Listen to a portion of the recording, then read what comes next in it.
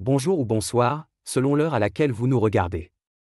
Je suis votre chroniqueur audio et animateur de podcast à l'ODJ Média. Aujourd'hui, je vous lis fidèlement la chronique de Hafid Fassifiri, une interpellation directe sur notre présent culturel et une question simple, tranchante: avons-nous encore besoin d'un ministère de la Culture ? Dans la conjoncture actuelle, avec une jeunesse bouillonnante et vindicative, le Maroc a un besoin urgent de renouveau culturel. Avons-nous encore besoin aujourd'hui au Maroc d'un ministère de la Culture ? Oui, certainement et absolument, à condition qu'une véritable politique culturelle puisse émerger dans chaque région du royaume.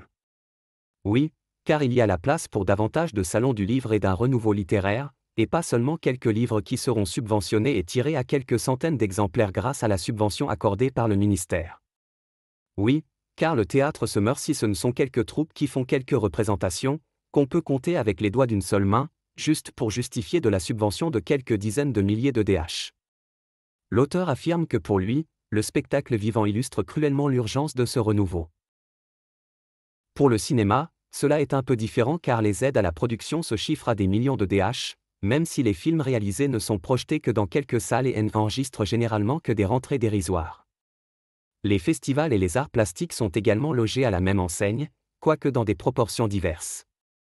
Le Maroc a un besoin urgent d'un renouveau culturel qui passe par le développement d'une véritable industrie culturelle avec des maisons d'édition professionnelles et qui ne vivent pas que des subventions, même chose pour les troupes théâtrales qui doivent rentabiliser leur train de vie. L'auteur souligne ensuite l'exigence de qualité: l'État doit soutenir sans entretenir la médiocrité. Et même chose pour les sociétés de production pour la chanson ou le cinéma, mais en même temps, l'État n'a pas à subventionner la médiocrité ni à financer la culture de caniveau. L'État n'a pas à subventionner la médiocrité ni à financer la culture de caniveau. L'auteur rappelle enfin l'enjeu décisif, la jeunesse, à éduquer et à mobiliser comme public et comme acteur. En effet, in fine, il y a une génération montante à éduquer dans le sens des valeurs morales car ce sont ces jeunes qui sont le public du théâtre, de la littérature, du cinéma et ce sont eux les acteurs et les actionnaires de la culture de demain. Alors, le futur de notre culture a-t-il un avenir ? Merci pour votre écoute. J'ai fait le maximum pour respecter à la lettre les propos de Hafid Fassifiri, sans en modifier un seul mot. On se retrouve très bientôt pour une nouvelle chronique lue fidèlement, toujours sur l'ODJ Média. D'ici là, prenez soin de vous, et de nos scènes, de nos livres et de nos idées.